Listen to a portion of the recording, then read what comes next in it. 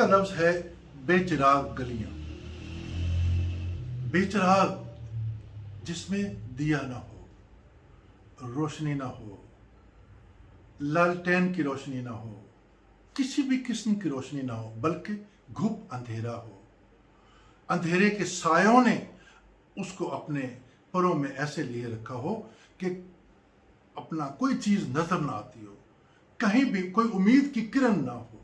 بے چراغ گلیاں ایک ایسا استعارہ ہے کہ جس کا مطلب نا امیدی کے ایسے سائے ہیں جن سے باہر نکلنے کی امید تقریباً ختم ہو چکی ہو.